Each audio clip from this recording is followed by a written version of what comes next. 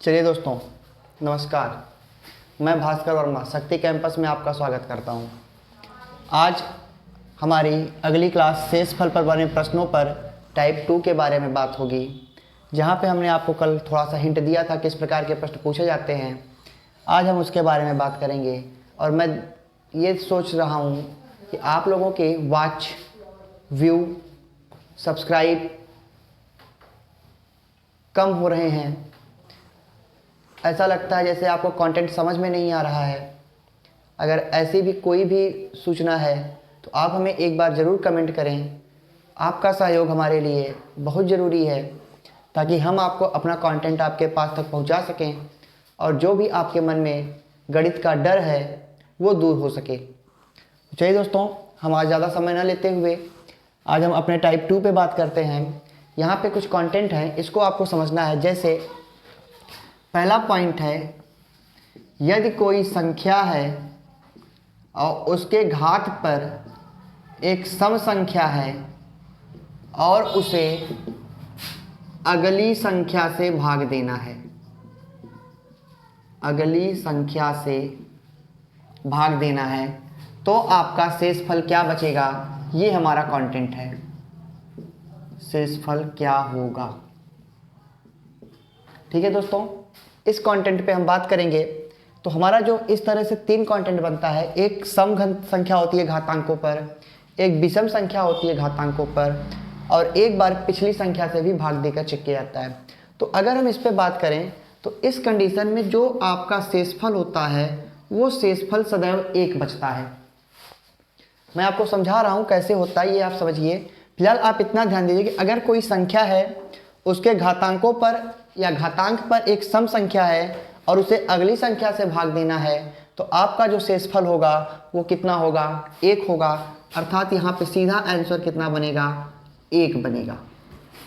ठीक है दोस्तों, हम आपको एक सवाल सॉल्व करके समझाते हैं और देखते हैं क्या आप इसको समझ पाते हैं। तो हमारा जो कंटेंट है हम लेते हैं, जैसे 17/2 भागे 18, या फिर 6/4 भागे 7, या फिर 3/6 भागे 4, या फिर हम लेते हैं 5/4 भागे 6।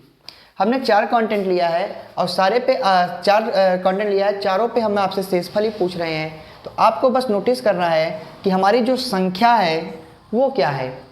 ये 17 है, इसके घातांकों पर एक सम संख्या है और भाग दे रहे हैं हम 17 के अगली वाली संख्या अर्थात 18 से। यहाँ पर संख्या 6 है, इसकी घातांक पर एक सम संख्या है और अगली संख्या से हम भाग दे रहे हैं अर्थात 6 की अगली संख्या 7 से। तो कितना शेषफल बचेगा, 3/6 है, यहाँ पे एक संख्या उसका घातांक सम भागे अगली संख्या है तो शेषफल क्या बचेगा, और 5/4 भागे 6 है तो अगली संख्या क्या बचेगी। तो हम इन सब प्रश्नों को हल करने के लिए आपको एक मेथड बताते हैं, आप बस समझिए कि कैसे ये होता है। तो अगर हम पहला क्वेश्चन लेते हैं 17/2 भागे 18, तो 17 का जो वर्ग होगा 289।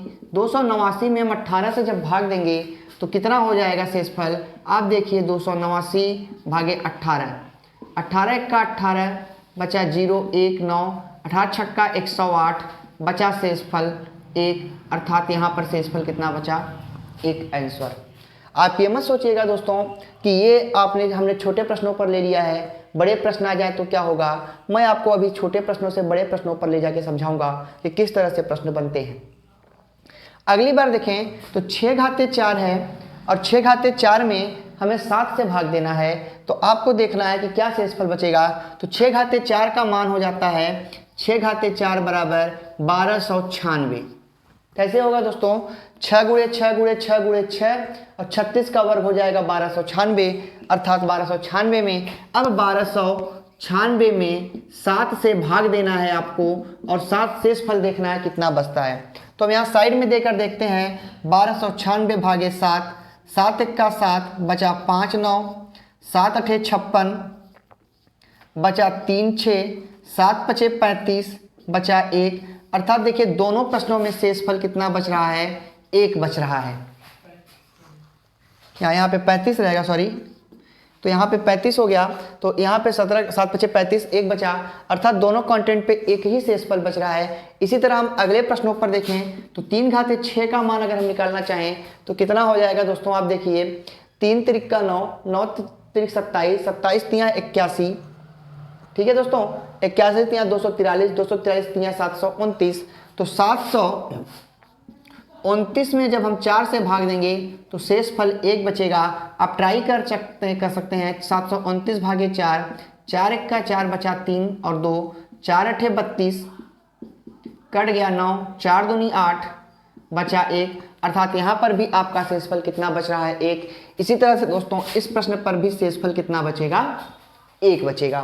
तो दोस्तों ये हमारा पहला कंटेंट था कि अगर कोई संख्या है उसके घातांकों पर सम संख्या है और अगली संख्या से भाग दिया जाए तो शेषफल क्या बचेगा, तो इस कंटेंट पे आपका शेषफल हमेशा 1 बचेगा। ठीक है दोस्तों, अब हम छोटे प्रश्नों से बड़े प्रश्नों की तरफ बढ़ते हैं, तो हम थोड़ा सा आगे बढ़ते हैं। आप इसको लिख लिए होंगे, हम थोड़ा सा इसको हटा के दूसरे प्रश्नों पर बात करते हैं, कैसे हमारा प्रश्न बनता है और किस तरह से हमारे क्वेश्चंस आते हैं। पहले हम इसको जानेंगे, उसके बाद जो इससे अलग टाइप का क्वेश्चन होता है उसके बारे में भी चर्चा करेंगे हम। तो पहले हम इस पे देख लें कि क्या क्वेश्चन बनता है। जैसे हमने एक क्वेश्चन ले लिया 27 घाते 1202 भागे 28 में शेषफल होगा। हमने ऑप्शन दे दिया 27, बी 28, सी 1, डी 9। हमने ये 4 ऑप्शन दे दिए और इस तरह से प्रश्नों पे आपको सॉल्व करना है। तो आपको देखना क्या है दोस्तों, यहाँ पर एक संख्या है 27, 27 का जो घातांक है 1202 वो सम है या विषम है, तो यह संख्या है सम। और जब सम है तो 27 के बाद किस संख्या से भाग दे रहे हैं, तो ध्यान दीजिएगा 27 के बाद आप अगली संख्या 28 से भाग दे रहे हैं, तो इस कंडीशन में शेषफल कितना बचेगा, 1 बचेगा, जो हमारे पिछले रूल पे हमने आपको समझा दिया था। एक प्रश्न और लेते हैं हम, सपोज 124 घाते 200 भागे 125 में शेषफल होगा। तो दोस्तों यहाँ पे सिंपल सी बात है, एक संख्या है 124, घातांक है सम संख्या, भाग दे रहे हैं 124 के बाद की अगली संख्या से, तो यहाँ पर शेषफल बच रहा है 1, अर्थात हमारा आंसर हो गया 1। ये एकदम आपके माइंड में सेट हो जाना चाहिए कि इस प्रकार के प्रश्न कैसे सॉल्व होते हैं। ठीक है दोस्तों, अब हम बात करते हैं इसके दूसरे कंटेंट पे, जहां पे हमको कुछ नहीं करना है, बस हल्का सा एक टॉपिक चेंज करना है और पूरा का पूरा मैटर वही रहेगा। बस शेषफल क्या बचेगा वो प्रश्न के आधार पर डिपेंड करता है। जैसे यहाँ पे हमने जो सम संख्या लिखी है, यहाँ पे ही बस परिवर्तन करना है और यह हो जाएगा विषम संख्या। ठीक है दोस्तों, संख्या घाते विषम संख्या भागे अगली संख्या, तो शेषफल क्या होगा। यहाँ पे हमारी जो आंसर होगा वो आंसर होगा यही संख्या उतर जाएगी, अर्थात यहाँ पे संख्या ही आपका आंसर हो जाएगा शेषफल। कैसे होगा दोस्तों, हम आपको कुछ सवाल सॉल्व करके दिखाते हैं। जैसे हमने आपसे कहा 5 घाते 3 भागे 6, 17 घाते, या 17 घाते नहीं करते हैं तो 7 घाते 4 भागे 8, या फिर हम करते हैं 7 घाते 3 भागे 8, 3 घाते 5 भागे 4। इस तरह से हम 3 प्रश्नों को लेकर सॉल्व करते हैं और देखते हैं कि क्या शेषफल बचता है। ठीक है दोस्तों, तो हम यहाँ पे पहले प्रश्न को लेकर बात करें, 5 घाते 3 मतलब 5 एक संख्या है, घातांक एक विषम संख्या है और भाग दे रहे हैं उसकी अगली संख्या से, तो कितना हो जाएगा दोस्तों, 5 घाते 3 का मान 125 भागे 6। और अब जब आप 125 में 6 से भाग करेंगे, 6 दूनी 12, कट गया 5 0, यहाँ पे 5 बचा, अर्थात यहाँ पर शेषफल क्या बच रहा है, 5 बच रहा है। उसी तरह से दोस्तों हम इसको सॉल्व करें तो 7 घाते 3 का मान 343 भागे 8 होता है। अब अगर हम 343 में 8 से भाग दें, 8 चौके 32 बचा 2 3, 8 दूनी 16 बचा 7, तो देखिए यहाँ पर आंसर बन रहा है 7। ठीक है दोस्तों, 3 घाते 5 की बात करें तो 3 घाते 5 का मान कितना होगा, 243 भागे 4 अगर हम करते हैं तो 243 में जब हम 4 से भाग करेंगे, 4 छके 24, कट गया, 0 बढ़ा, 3 उतरा, यहाँ पे शेषफल बचा 3। अर्थात आपको अब ये समझ में आ गया होगा कि यदि किसी संख्या का घातांक विषम है और उसे उसकी अगली संख्या से भाग दिया जा रहा है तो जो संख्या होती है वही शेषफल होता है। ठीक है दोस्तों, अब ये छोटा कंटेंट था, हम कुछ बड़े प्रश्नों के बारे में बात करते हैं कि बड़े प्रश्न कैसे सॉल्व होते हैं। तो वो देखिए, आप इसको नोट कर चुके होंगे और आशा करता हूँ कि ये सारे दोनों कंटेंट आपको अच्छे से समझ में भी आ गए होंगे। तो हम आगे बढ़ते हैं अगले कंटेंट पे, अगले कुछ प्रश्नों पर, जो छोटे प्रश्न बड़े प्रश्नों को कैसे हल करते हैं। आपको क्या करना है, जैसे हमने एक क्वेश्चन दिया 17 घाते 199 भागे 18 में शेषफल क्या होगा। ठीक है दोस्तों, हमने ऑप्शन दिया ए 1, बी दिया 17, सी दिया 18, डी दिया 4। ये 4 ऑप्शन हमने दे दिए। अब आपको बताना है कि इसका आंसर क्या होगा। तो दोस्तों देखिए, हमारे पास जो संख्या है वो सम हो या विषम, इससे हमें कोई इफेक्ट नहीं पड़ता। हमारा जो घातांक है इस पे इफेक्ट पड़ता है। ये क्या है, सम है या विषम है। तो देखिए 199 एक विषम संख्या है और हम भाग दे रहे हैं इसकी अगली संख्या से, तो सीधा सीधा आंसर हमारा कितना बचेगा, 17 हो जाएगा। ये हमारा आंसर हो जाएगा। एक प्रश्न और लेते हैं, अगर हम 136 घाते 1971 भागे 137 करें और शेषफल आपसे पूछे शेषफल होगा, तो आप क्या कहोगे। दोस्तों यहां पर सीधा सीधा आंसर क्या दोगे, 136 ही दोगे, क्योंकि जो संख्या होती है इस कंटेंट पे वही आपका शेषफल होता है। तो ये 2 कंटेंट आपको अच्छे से समझ में आ गए होंगे दोस्तों। अब हम इसके तीसरे कंटेंट और आखिरी कंटेंट पे चलते हैं, जहां पे हम आपको बताएंगे कि जब बात पिछली संख्या से हो तो क्या करना है। तो ठीक है दोस्तों, हम आगे बढ़ते हैं अगले प्रश्न पर, अगले टॉपिक पर। आप इसे नोट भी कर चुके होंगे। अगर आप नोट नहीं कर पाते तो क्लासेस रिकॉर्डेड हैं, आप उसे पुश करके भी, पॉज करके भी आप लिख सकते हैं। और हम तो कहेंगे आप हमारे साथ साथ चलिए, समझिए और लिखिए, आपको ज़्यादा आसान पड़ेगा। तो ठीक है दोस्तों, अगला टाइप है संख्या घाते सम या विषम। कोई भी घातांक को सम या विषम और भाग देना है पिछली संख्या से। भाग किससे देनी है दोस्तों, पिछली संख्या से भाग देनी है। अब इस कंटेंट पे शेषफल क्या होगा, तो यहां पर हम आपको शेषफल बताएंगे कितना होगा। शेषफल आपका होगा 1 और यही आपका आंसर होगा। ठीक है दोस्तों, हम कुछ प्रश्नों को लेकर चलते हैं, आप देखिए किस तरह से सॉल्व होते हैं। जैसे हमने कहा 6 घाते 3 भागे 5 1, 7 घाते 2 भागे 6 3 2, 3 घाते 13 घाते 3 2 या 3 भागे 12, या फिर हम 13 घाते 2 भागे 12 करते हैं और आपसे पूछते हैं कि क्या शेषफल होगा। तो दोस्तों हम पहले इस सवाल को, इस प्रश्न को लेते हैं, देखते हैं है क्या टॉपिक। देखिए दोस्तों, ये संख्या है 6, इसका घातांक है एक विषम संख्या और भाग आप 6 से पिछली वाली संख्या में दे रहे हो। तो जब आप 6 का क्यूब करोगे तो ये होगा 216, और जब 216 में 5 से भाग करोगे तो कितना शेषफल आएगा ये देखना है। तो 5 चौके 20, 1 6, 5 3 15 बचा 1, अर्थात यहाँ पर शेषफल 1 बचा। ठीक है दोस्तों, हम नेक्स्ट क्वेश्चन पे चलते हैं। यहाँ पे है 7 घाते 2। 7 घाते 2 का मतलब होता है 49। 49 में जब 6 से भाग देंगे, 6 8 48 बचा 1, यहाँ पर भी शेषफल कितना बच रहा है दोस्तों, 1। अब अगर हम इसको लेके चलें तो 13 का घात 169 भागे 12। अब जब 169 में 12 से भाग करेंगे तो शेषफल कितना आएगा, 12 1 का 12, 4 9, 12 चौक 48 बचा 1, अर्थात यहाँ पर भी शेषफल 1 आ रहा है। तो दोस्तों इस कंटेंट को आप स्वयं सॉल्व कीजिए और चेक कीजिए कि क्या 1 आ रहा है। अगर आ रहा है तो फिर हमारा आंसर सही है, नहीं आता है तो आप कहीं ना कहीं भाग में फॉल्ट कर रहे हो। ठीक है दोस्तों, यहाँ पे घातांक 3 है, ये याद रखिएगा। अगर आप कहें तो हम दे सकते हैं। आपको करना क्या है, इसका मान निकालना है 13 घाते 3 का, तो 13 घाते 3 का मान निकालने के 13 9 117, 11 13 78 11 79 78 11 89 हासिल 9 8 और 13 का 13 8 21 2197 भागे 12 करेंगे तो देखिए कितना आता है दोस्तों। जब 2197 में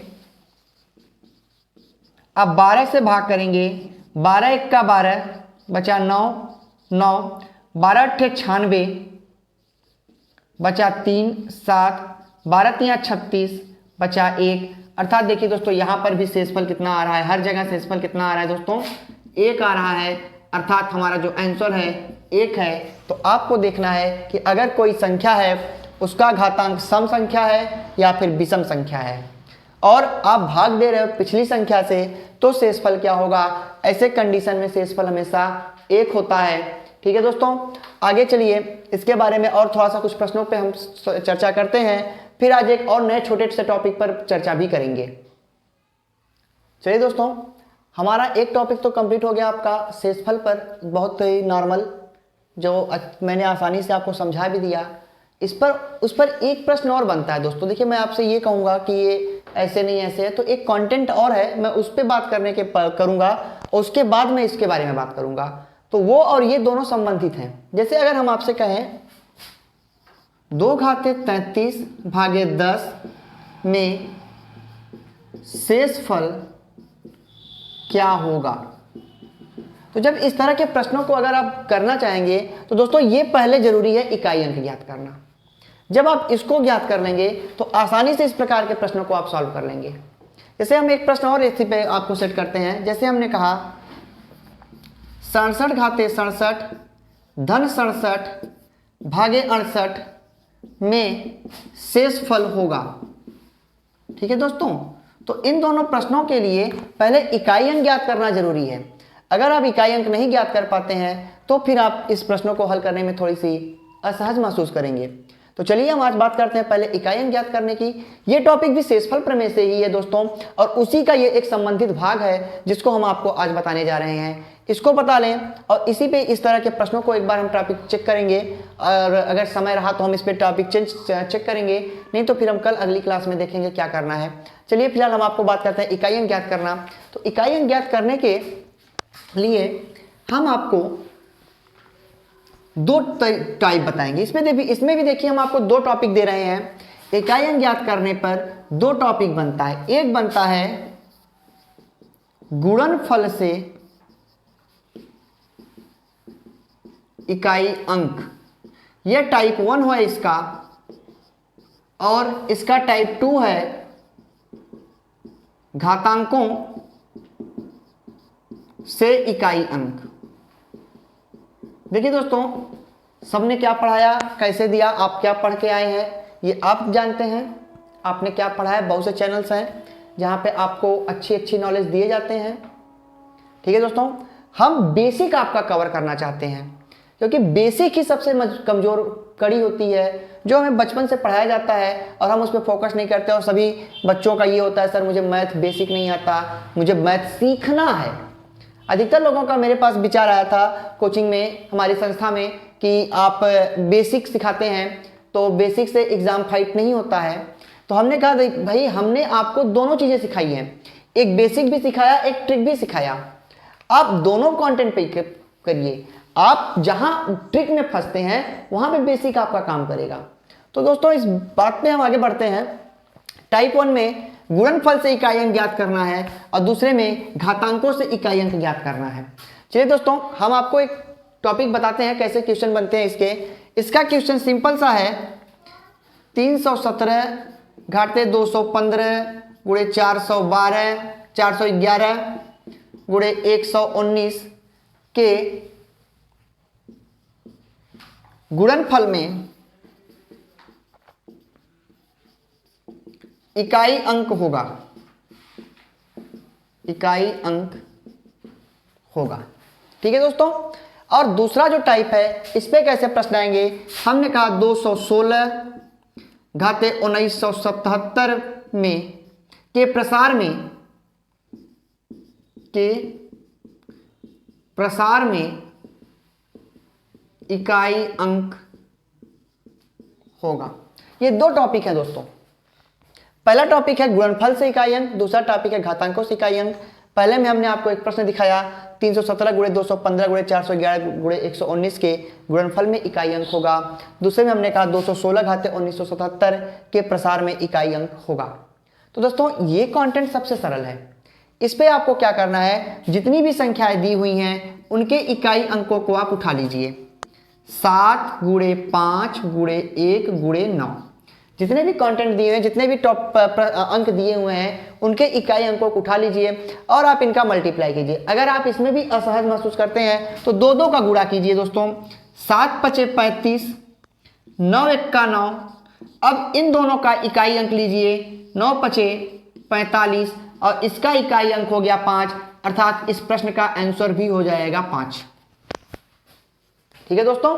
अगर हम इसी तरह एक और प्रश्न लेते हैं, सपोज हमने कहा 212 गुणे 317 गुणे 416 के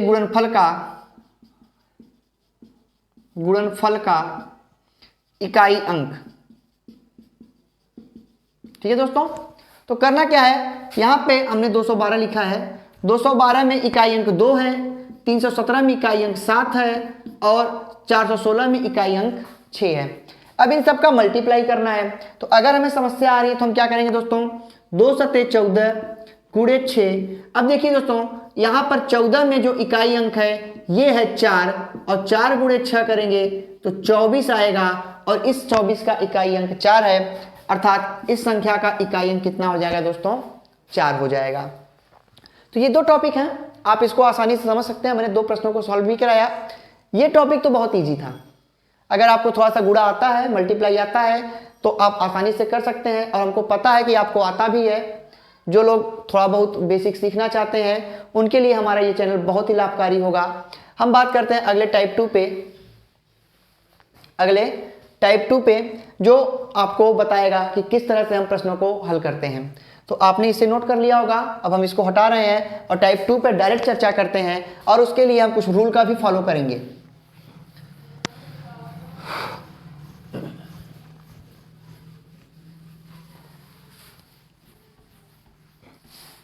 देखिए दोस्तों, टाइप 2 के लिए हम क्या करेंगे, हमारा पहला कंटेंट होगा यदि किसी संख्या का इकाई अंक 0, 1, 5 या 6 में से कोई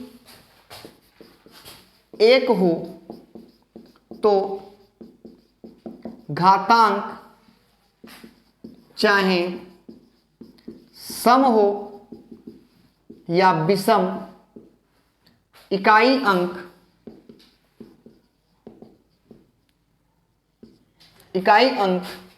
वही रहता है। यह पहला टॉपिक है हमारा, पहला पॉइंट। यह रूल है, आपको थोड़ा सा दिमाग में रखना है कि यदि किसी संख्या का इकाई अंक 0, 1, 5 या 6 में से कोई एक हो तो घातांक चाहे सम हो या विषम, इकाई अंक वही रहता है। हम प्रश्नों को दिखाते हैं दोस्तों। जैसे 5 घाते 4, 5 घाते 3, 6 घाते 3, 6 घाते 2, 1 घाते 1, 2, 1 घाते 3, 0 घाते 5, 0 घाते 5। ठीक है दोस्तों। हम एक कंटेंट लेते हैं बस आपको समझाने के लिए। तो यहां पे देखिएगा दोस्तों, जब 5 घाते 4 करेंगे तो 625 आएगा, इकाई अंक क्या मिला, 5। यहां पे करेंगे 125 आएगा, इकाई अंक क्या मिला, 5। देखिए घातांक सम है तब भी 5, घातांक विषम है तब भी 5। 6 घाते 3 करेंगे 216, इकाई अंक आपको 6 मिला। 6 घाते 2 करेंगे 36, इकाई अंक 6 मिला। 6 के घात पे विषम है तब भी इकाई अंक 6, 6 के घात पे सम है तब भी इकाई अंक 6। 1 का मान चाहे जहां रखें, जो भी घात रखें एक ही होगा, और 0 पर घात चाहे जो रखें वो भी आपका घात 0 है। यहाँ पे 6 कर लीजिएगा। तो ये हो गया क्वेश्चन। अब हम आपको एक प्रश्न समझाते हैं। ठीक है दोस्तों, आप इसे नोट कर लिए होंगे। हम इसे कुछ प्रश्नों पे आपको चर्चा करते हैं। तो क्या होगा दोस्तों, अगर हम एक क्वेश्चन लें 2175 घाते 164 के प्रसार का इकाई अंक होगा। हमने कहा 196 घाते 1273 के प्रसार का इकाई अंक होगा। हमने कहा 211 घाते 177 के प्रसार का इकाई अंक होगा। हमने आपसे कहा 1100 घाते 919 के प्रसार का इकाई अंक होगा। तो दोस्तों देखिए, अगर यहाँ पे इकाई अंक 5 है, यहाँ पे इकाई अंक 6, यहाँ पे इकाई अंक 1, यहाँ पे इकाई अंक 0, 5 है, घातांक चाहे कुछ भी हो, आपका प्रसार पे इकाई अंक कितना मिलेगा, 5 ही मिलेगा। 6 है, 6 का घातांक कुछ भी हो, इसके प्रसार पर भी इकाई अंक कितना मिलेगा दोस्तों, 6 मिलेगा। 1 है, इसके प्रसार पर भी 1 मिलेगा, और 0 है तो इसके प्रसार पर भी आपको इकाई अंक 0 मिलेगा। इस तरह से ये हमारा पहला टॉपिक है। आप थोड़ा सा अपने रूल पे कॉपी पे लिखेंगे तो आपको थोड़ा सा एक बार पढ़ने में आसानी होगी, और आप किस तरह से इसको सॉल्व कर लेंगे वो भी आसान है। कभी कभी हमारे पास एग्जाम में 4 के भाग वाला रूल भी हम आपको बताएंगे, ऐसा नहीं है कि 4 से भाग देने पर नहीं आता है, वो रूल भी बताएंगे, लेकिन हम कुछ चाहते हैं कि आप इसको अपने माइंड में सेट कर लें ताकि आप एग्जाम में क्वेश्चन को देखते ही सॉल्व कर डालें। ठीक है दोस्तों, चलिए हमारा दूसरा टाइप, इस टाइप का दूसरा पॉइंट होगा, इस टाइप का दूसरा पॉइंट होगा। चलिए दोस्तों, हमारा दूसरा पॉइंट है, यदि किसी संख्या का इकाई अंक 4 है तो घातांक सम रहने पर इकाई अंक 6 तथा घातांक विषम रहने पर 4 इकाई अंक होगा। देखिए मैं आपको समझाता हूं, अगर कोई संख्या है इकाई अंक 4 लेकर, मान लीजिए 214, ठीक है दोस्तों, यहाँ पे हमें बस इतना देखना है कि यदि इस संख्या का जो घातांक है, घातांक अगर ये सम या विषम कोई भी एक संख्या होती है, तो घातांक अगर सम है तो आपका इकाई अंक आंसर 6 होगा, और घातांक अगर विषम है तो आपका इकाई अंक आंसर 4 होगा। ठीक है दोस्तों, हम एक क्वेश्चन पे आपको इसको ट्रिक बनाते हैं कैसे होता है। जैसे देखिए, हमने कहा 1244 घाते 1764 और 1244 घाते 1353। ठीक है दोस्तों, हमने दोनों चीजों को एक ही चीज में सेट कर दिया है। अब आप देखिए 1244 में इकाई अंक कितना है, 4 है, घातांक कितना है, सम है। जब सम है तो आप इकाई अंक क्या दोगे दोस्तों, 6 दोगे, इकाई अंक क्या दोगे, 6 दोगे। और यहाँ पे देखिएगा घातांक में विषम संख्या और इकाई अंक 4 है, घातांक एक विषम संख्या है, तो यहाँ पर आंसर क्या दोगे, 4 दोगे। इस तरह से आप इस प्रश्न को आसानी से हल कर सकते हो। ठीक है दोस्तों, आगे बढ़े हम अगले पॉइंट पर। देखिए क्या होता है, तो देखिए दोस्तों, यहां पे अगला पॉइंट है, यदि किसी संख्या का इकाई अंक 9 है तो घातांक सम रहने पर इकाई अंक 1 तथा घातांक विषम रहने पर इकाई अंक 9 होगा। ठीक है दोस्तों, देखिए हम एक क्वेश्चन लेते हैं, जैसे 179, घातांक सम या विषम कोई भी हो, अगर घातांक सम है तो आपका इकाई अंक 1 आंसर होगा, और घातांक अगर विषम है तो इकाई अंक 9 आंसर होगा। हम एक क्वेश्चन लेते हैं, क्वेश्चन है जैसे 719 घाते 343 और 649 घाते 416 का इकाई अंक, का इकाई अंक, का इकाई अंक। ठीक है दोस्तों, तो इस प्रकार के प्रश्नों पे हम बात करेंगे। तो यहाँ पे देखिएगा इकाई अंक कितना है दोस्तों, 9 है, घातांक क्या है, एक विषम संख्या है, तो जब घातांक विषम संख्या है तो इकाई अंक हमारा क्या हो जाएगा, 9। और यहाँ पे देखिए इकाई अंक 9 है, घातांक एक विषम सम संख्या है, तो यहाँ पर इकाई अंक कितना हो जाएगा दोस्तों, 1। बस ये कंटेंट पे समझना है, अगर आप थोड़ा सा भी और दिमाग लगाएं तो मैं आपको यहाँ पे बता दूं। तो दोस्तों देखिए, अगर आप थोड़ा सा और माइंड लगाते हैं तो कैसे सॉल्व होता है, 4 घाते 2 बराबर 16, 4 घाते 3 बराबर 64। तो देखिए घातांक सम होने पर इकाई अंक 6, घातांक विषम होने पर इकाई अंक 4 प्राप्त होता है। ठीक है दोस्तों, तो यहाँ पे आप ध्यान दीजिएगा 719 घाते 343 घातांक सम संख्या है, इकाई अंक 9, और अगर 649 घाते सम संख्या है तो इकाई अंक 1 देना है। ठीक है दोस्तों, यहाँ पे अगर आगे बढ़े तो 9 घाते 2 बराबर 81, 9 घाते 3 बराबर 729। देखिए घातांक सम होने पर इकाई अंक 1, घातांक विषम होने पर इकाई अंक 9 प्राप्त होता है। तो दोस्तों अगर आपको हमारी क्लास पसंद आ रही है तो लाइक कीजिए, शेयर कीजिए, सब्सक्राइब कीजिए और लोगों को जोड़िए। हम आपको इस बेसिक के माध्यम से आपके मन में जो गणित का डर है उसे दूर करेंगे, कोशिश करेंगे कि आप अपना अच्छा बेहतर सीख सकें, समझ सकें और इसको सॉल्व कर सकें। ठीक है दोस्तों, चलिए हम अगली क्लास में मिलते हैं और इसके आगे का कंटेंट आपको समझाते हैं। धन्यवाद।